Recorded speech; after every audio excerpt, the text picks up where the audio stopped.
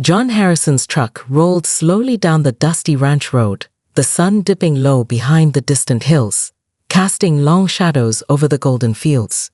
The familiar crunch of gravel beneath his tires was supposed to signal the end of a long day. Finally home, finally peace.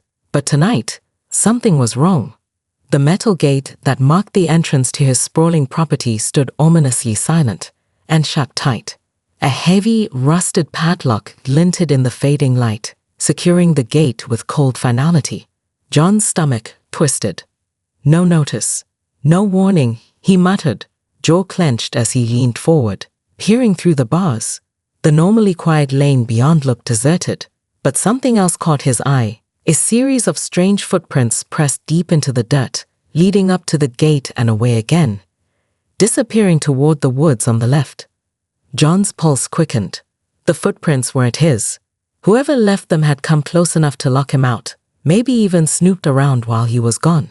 He slammed a fist against the steering wheel. The HOA. They finally crossed the line. The Homeowners Association, the small but ruthless group of neighbors who had become his constant adversaries, had been tightening their grip for months. Letters demanding compliance with their ever-changing rules, fines for the smallest infractions. And now this, locking him out of his own land. John stepped out of the truck, his boots crunching on gravel. The air was thick with the scent of dry earth and pine. He circled the gate, eyes sharp for any clues. A thin wire caught his attention, hidden beneath the gate's rusted frame. His breath hitched. He hadn't forgotten about the trap he'd set months ago. But now wasn't the time for relief. From a distance, the ranch house stood silent, darkened windows staring back like watchful eyes. John's mind raced as he scanned the perimeter. Had they left surveillance? Had they tampered with his equipment? His phone buzzed. An unknown number. He hesitated but answered. John Harrison, a clipped female voice said, "This is Marlene, HOA president. Consider this your final warning. The gate will remain locked until you comply with the regulations. No exceptions." The call ended abruptly. John swallowed his anger. Marlene had been the fiercest of the HOA board, a woman who wielded power with cold efficiency. Her message was clear. They were in control. But John was no ordinary rancher. He pulled a small worn notebook from his jacket pocket, flipping to the page marked with a red tab, Contingency Plan. Months ago, when the HOA first started creeping into his property rights, John had begun preparing for a day just like this. The trap was only one part of it. As twilight deepened, John moved to the side of the gate, crouching to inspect the ground. The wire he'd noticed earlier wasn't just a tripwire. It was connected to a hidden mechanism beneath a loose wooden plank in the nearby brush. A faint click echoed in the silence as he gently lifted the plank, revealing a small, battery-powered alarm box blinking quietly. He allowed himself a grim smile. "They think they're shutting me out," he whispered. "But I've got one last card to play." The peaceful calm of the ranch was shattered by a sudden rustling from the bushes nearby. John froze, hand instinctively reaching for the old hunting rifle resting against a nearby tree. From the shadows stepped a figure, a neighbor, Mike Reynolds, one of the few on John's side. His face was grim. "They're coming back tonight," Mike said quietly, glancing nervously toward the gate. "Ward's got a few men ready to make a move." John nodded, adrenaline surging. Tonight, the quiet battle for control of the ranch was about to explode into something far more dangerous.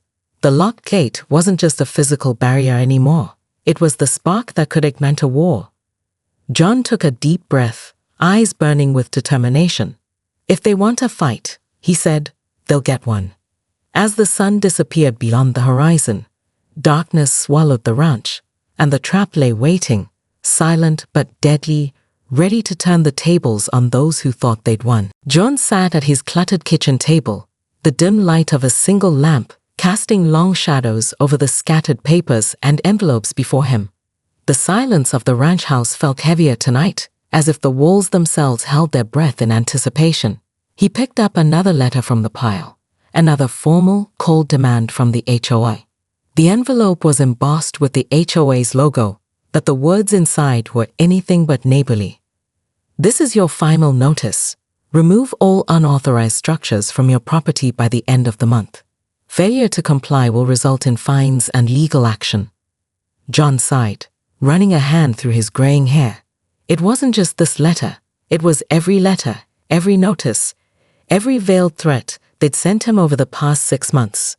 It had started with a complaint about a non-compliant fence post, then a fine for excessive noise. And now they were demanding he remove the old hunting cabin he'd built years ago. Each time, John had tried to reason with the HOA. He'd attended their meetings, filled out their forms, even tried to get on their board. But it was like fighting shadows. No matter what he did, the rules changed, the demands grew more unreasonable, and their tone turned colder. He looked out the window, past the locked gate, to the stretch of land that was more than just property to him. It was family legacy. His grandfather had built this ranch from nothing. His father had passed down stories of hard work and quiet defiance. And now, John was standing alone against a faceless bureaucracy that seemed hell-bent on squeezing him out. The memory of the first letter still stung.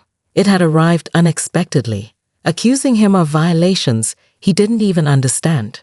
John had spent hours researching HOA regulations, only to find that many were vague or selectively enforced. It felt less like governance and more like harassment. He had spoken to his lawyer, who warned him about the HOA's power in small communities. They can make your life hell, the lawyer had said grimly. But you have rights. You just need to be smart. That was when John began planning. He bought books on property law, studied mechanical traps, and installed hidden cameras around his property. Not to spy on neighbors, he hated that idea, but to protect himself from trespassers and false accusations. And then came the trap, a silent guardian rigged to the gate's hinges, ready to alert him to anyone crossing the line without permission. Despite the trap and cameras, the HOA had only escalated their tactics. One night, John had woken to the sound of footsteps near his barn. The cameras showed several HOA members rifling through his tools, laughing and whispering about sending a message. John wanted to confront them then and there, but held back, documenting everything instead. Every letter, every warning, felt like a small battle in a silent siege. The HOA wasn't just enforcing rules, they were trying to break his spirit. John's phone buzzed, pulling him back from his thoughts. It was a text from Mike Reynolds. Board meeting tomorrow. They're planning something big. His jaw tightened. Tomorrow would be another day of confrontation. He leaned back in his chair, eyes closing briefly as exhaustion tugged at him. But beneath the fatigue burned a quiet fire, a refusal to surrender. The next morning, John arrived at the community hall early. The usual hum of polite conversation was tinged with tension. Faces he once called neighbors now regarded him with suspicion or outright hostility. Marlene, the HOA president, stood at the front, her expression icy. "Mr. Harrison," she said, voice clear and sharp, "we're here to discuss the ongoing violations on your property. We want to resolve this peacefully." John met her gaze without flinching.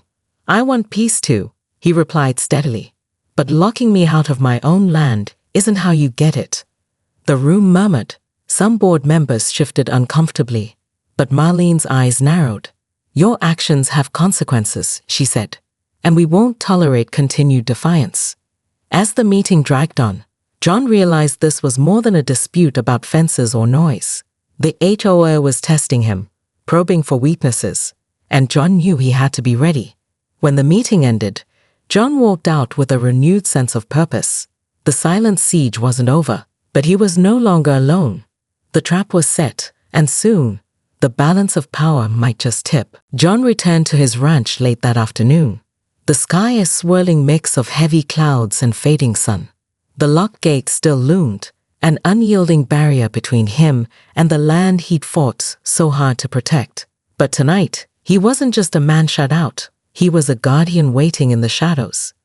He moved cautiously along the fence line, eyes sharp beneath the brim of his weathered hat. The ranch had always been his sanctuary, but now it felt like a fortress under siege. Months ago, when the first vague warnings came, John had sensed the creeping danger. The HOA wasn't just enforcing rules, They were attempting to strip him of control. So he had planned. Hidden beneath the twisted vines curling along the gatepost was a secret, a simple but cunning trap. It wasn't lethal. John wasn't a reckless man. But it was designed to warn, to protect, to turn the tables. With a practiced hand, he lifted the weathered wooden plank he'd nailed to the ground beside the gate. Beneath it lay a small box, inconspicuous but powerful, a battery-operated alarm system rigged to the gate's hinges through a thin wire almost invisible in the fading light. John tapped the box gently, watching the tiny red light pulse steadily. The alarm was silent now, but if triggered, it would emit a deafening siren and flood the area with bright, blinding lights. He smiled grimly. Let's see how they like that. Behind him, the ranch stretched wide. Orchards, barns, and open fields that had survived decades of droughts, storms, and now human battles. The trap was his last line of defense against those who believed power came from forcing their will rather than earning respect. As twilight deepened, John took out his old binoculars and settled behind a thick oak, watching the entrance with quiet patience. The ranch was still, but John's mind raced. Who would be the first to test the trap?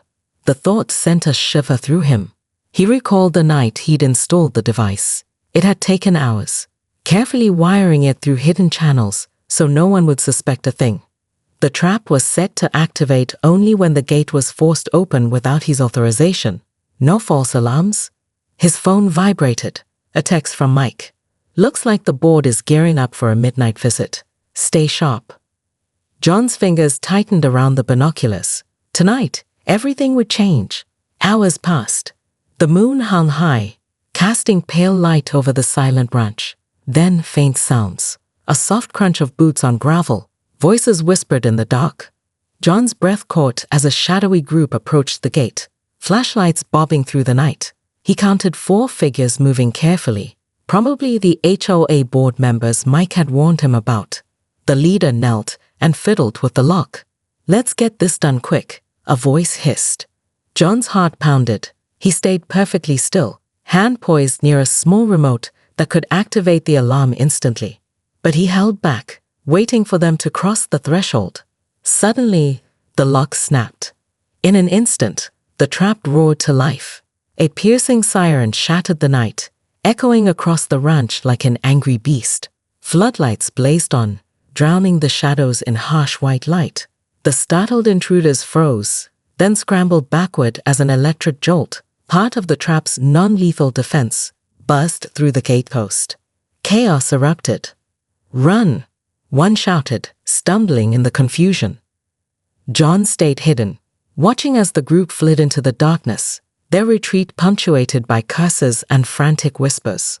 He exhaled slowly, adrenaline flooding his veins.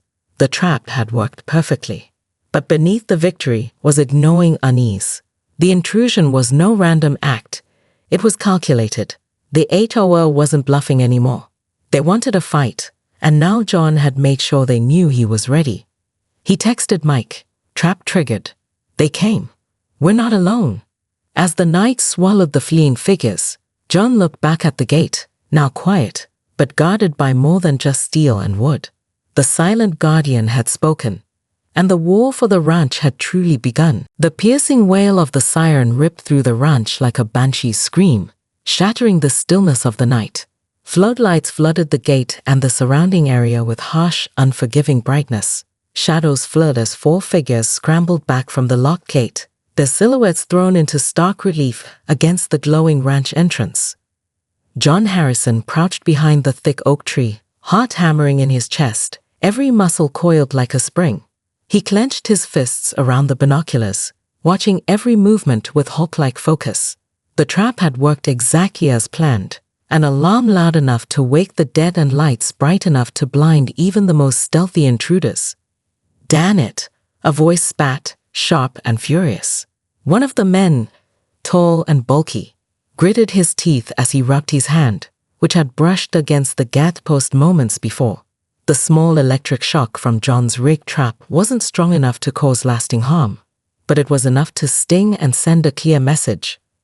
The intruders cursed under their breath, exchanging hurried whispers as they tried to regain composure. They knew the ranch inside out, yet this trap had blindsided them. The intruders weren't just random neighbors or curious teenagers. These were men sent by the HOA board, determined to intimidate John and reclaim control. John's fingers twitched near the small remote in his pocket. He could keep the alarm blaring, draw more attention, but he knew that would be reckless. Tonight wasn't about aggression. It was about sending a warning. "Move," barked the tallest man, eyes wild in the floodlights. They turned, scrambling back the way they'd come, stumbling over the uneven ground, tripping through underbrush. The footsteps faded into the distance as the siren finally died down, the lights switching off one by one. John stayed frozen, listening. Silence fell again, heavy and thick. The ranch seemed to hold its breath with him.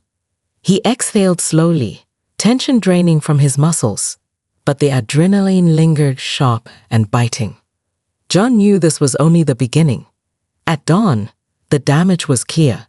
Trampled bushes near the gate showed signs of a hurried retreat. A few pieces of broken equipment, perhaps tools dropped in panic, were scattered in the dirt. John's hidden cameras had captured every moment, footage that would serve as undeniable proof of trespassing. As he reviewed the grainy images, a chill ran down his spine.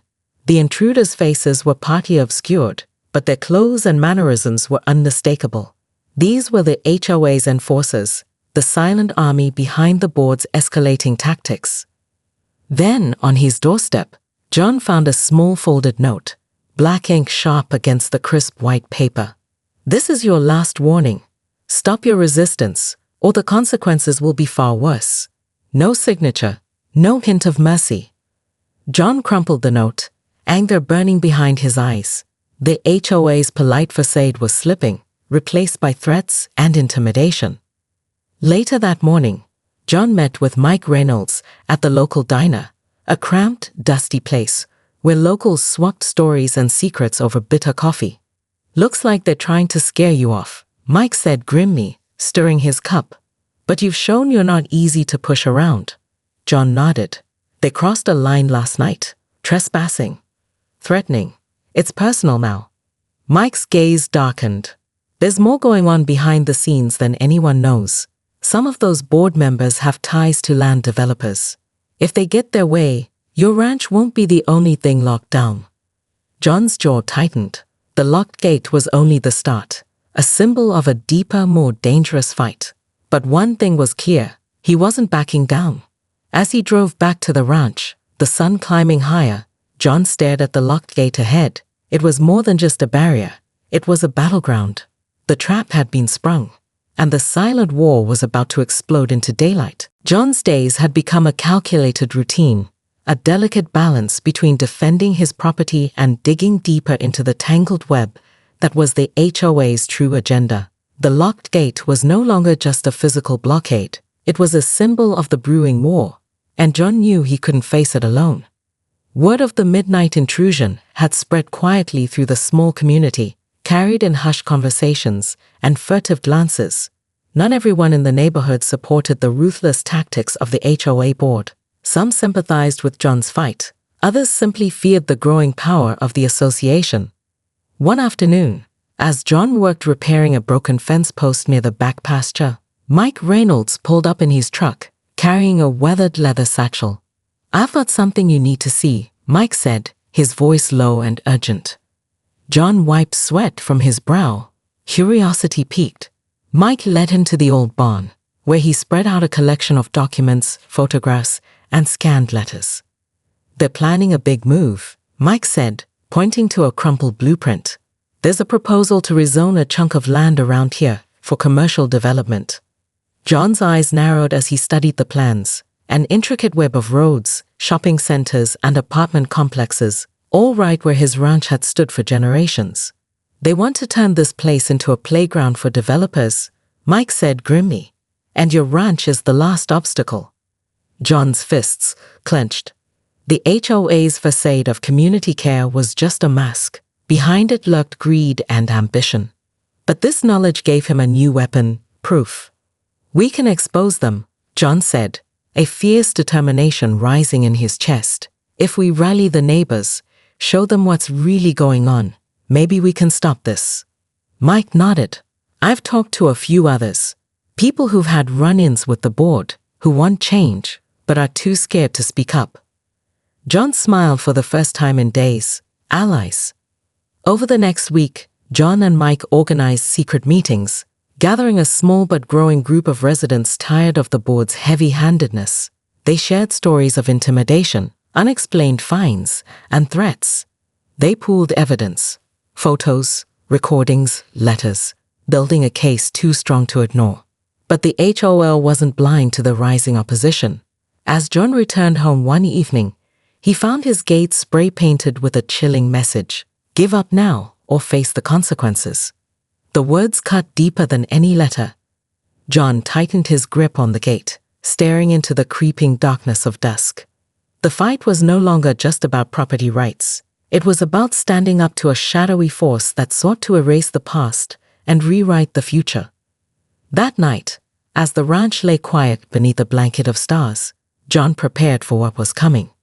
He double-checked the trap's battery, inspected his cameras, and laid fresh snares along the perimeter, not lethal, but enough to slow down any unwelcome visitors. The storm was gathering, and John was ready. The small rebellion John had helped ignite was gaining momentum. The meetings grew larger, the whispers louder, and the collective resolve firmer. Neighbors who had once stayed silent now spoke openly about their frustration with the HOA's increasingly aggressive tactics. The spirit of resistance was alive, but so was the danger lurking within their ranks. John never imagined the greatest threat would come from inside. It started subtly. Documents would go missing, meeting notes would be leaked to the board before discussions even began, and phone calls from potential allies went unanswered. Suspicion grew like a poison, seeping into every conversation. One evening, after a tense meeting in the barn with the small group of allies, John caught a glimpse of a familiar figure slipping away too quickly. A neighbor named Carl, a quiet man who'd always seemed friendly but rarely spoke up. John's gut tightened. He decided to follow. Under the cover of darkness, he trailed Carl through winding back roads toward the community center, where the HOA often held their secret sessions. Carl moved with purpose, his face shadowed but unmistakable. John kept his distance, heart pounding with a mix of fear and resolve. At the community center, Carl slipped inside. Moments later, John watched as two board members approached, exchanging hurried words and handing over a sealed envelope. The betrayal was unmistakable. Carl was a mole, feeding information to the very people they were fighting. John retreated silently, his mind racing. The HOA wasn't just an external force. They had allies in the shadows, sowing discord and undermining their cause. The next day, John called an emergency meeting at his ranch. The air was thick with tension as he revealed what he'd witnessed. Faces fell, eyes darted nervously. "Who else can we trust?" one neighbor whispered. John looked around, the weight of responsibility settling heavily on his shoulders. "We have to be smarter," he said firmly. "We'll change how we communicate, use code words, meet in different places, and watch for any signs of betrayal." Mike nodded. "We'll root out the mole, but we can't let this break us." Days turned into weeks as John and his allies tightened security and guarded their plans. Paranoia threatened to fracture the group, but the shared goal kept them united. Meanwhile, the HOA doubled down on their efforts. Notices arrived accusing John of new violations: excessive water use, improper waste disposal, and unauthorized electrical hookups. Each claim was a thinly veiled attempt to wear him down. But John refused to back down. One evening, as he repaired a fence post near the gate, a dark figure emerged from the shadows. "Carl, you're making a mistake, John," Carl hissed, eyes gleaming with fear and desperation. "The board's got power you can't fight." John stared, unflinching. "This isn't just about the ranch," Carl continued. "It's about survival for all of us." John's grip tightened on the wooden post. "No," he said quietly. "It's about standing up for what's right." Carl hesitated, then vanished into the night. John knew the battle ahead would be harder than ever, but he also knew one thing with certainty. He wouldn't fight alone, and he wouldn't let betrayal break his spirit. The war for the ranch was far from over. The tension in the neighborhood had reached a breaking point. The peaceful rural community John once knew was now a powder keg, each day bringing new signs of confrontation. The locked gate had become a symbol of defiance and division, and John's ranch, the last refuge against the encroaching HOA forces. The day dawned cold and gray, the kind of morning that pressed on the soul like a weight. John stood near the gate, watching as neighbors gathered quietly on both sides. Some came with determination, others with fear etched on their faces. The once fractured resistance was now a united front. Mike approached, his face grim but resolute. "They've sent reinforcements," he said. "More than before. This isn't just about rules anymore. It's a takeover." John nodded. "Then we make our stand." Word spread fast. By midday, a convoy of HOA trucks and SUVs rolled up the narrow road leading to the ranch. Men in dark uniforms, some wearing badges that looked official but were anything but, stepped out with a cold, hard look in their eyes. The air was thick with unspoken threats. John met their leader, Sarah Whitman, the iron-fisted HOA president whose charm hid a ruthless core. "John," she said smoothly, stepping forward with a smile that didn't reach her eyes. "You've caused quite a stir, but it's time to end this charade. Open the gate, or we'll take it by force." John squared his shoulders, eyes burning with defiance. "This gate stays locked. This land belongs to me and my family, not to you." The standoff lasted for hours. Words were exchanged, voices rising and falling like the storm clouds overhead. Sarah threatened fines, legal action, and even eviction. John countered with his evidence, his community support, and the truth no one wanted to hear. But the situation teetered on the edge of violence. Suddenly, a loud crash echoed from the back of the ranch. Everyone turned as one to see a group of masked figures smashing through a side fence, hired mercenaries, no doubt sent by the HOA's shadowy backers. The quiet resistance exploded into chaos. John and Mike moved quickly, rallying the neighbors to defend the ranch. Makeshift barricades were erected, and calls for calm rang out amidst shouts and clanging metal. Amid the turmoil, John's trap was triggered once more. Sirens blared, and bright floodlights flooded the area, disorienting the attackers. But it wasn't enough. A fierce struggle erupted, hand-to-hand clashes beneath the stormy sky. John found himself face to face with Sarah Whitman, their eyes locked in a silent battle of wills.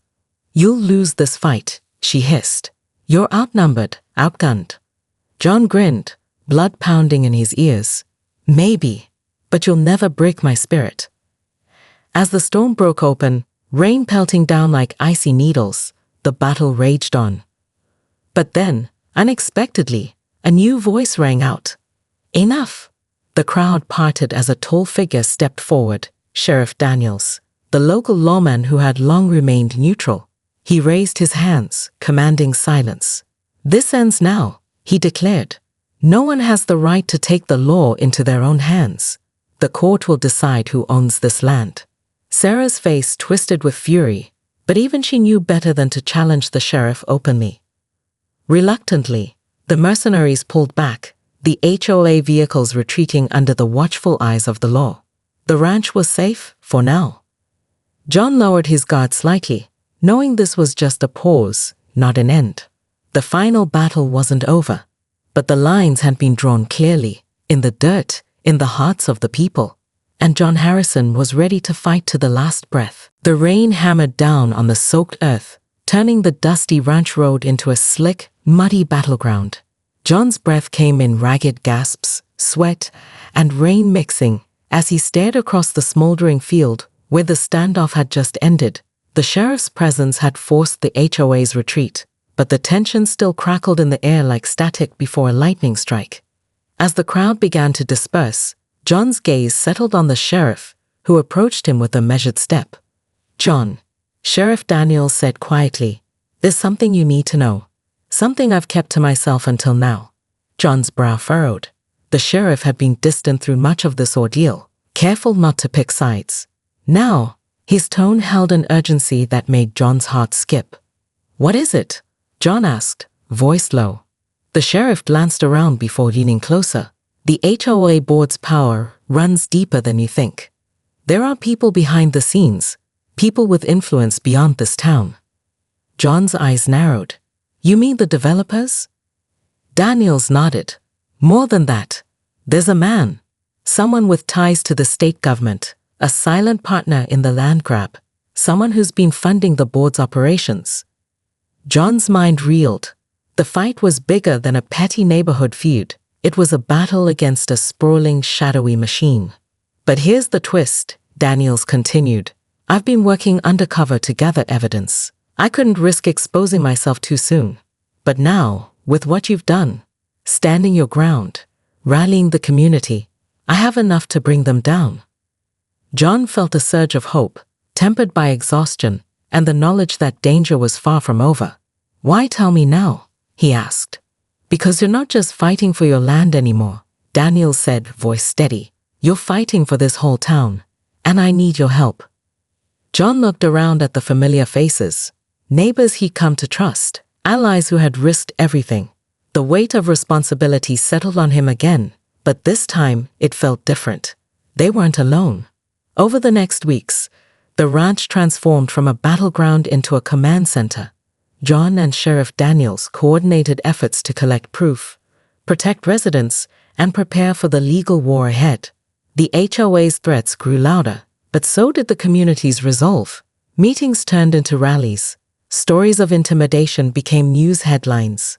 The shadowy man behind the scenes was exposed, his connections unraveling under the scrutiny. Finally, the day came when the court ruled in John's favor. The locked gate remained a symbol, not of division, but of victory. But the story didn't end there. Late one evening, as John sat alone on his porch, the radio crackled to life with an anonymous voice. "Congratulations, John. You played your part well." The voice was chilling, familiar but impossible to place. "Remember," it whispered, "in the game of power, there are always more players waiting in the wings." The line went dead. John's eyes narrowed, heart pounding. The fight for the ranch had been won, but the war for the future was far from over, and the next move belonged to him.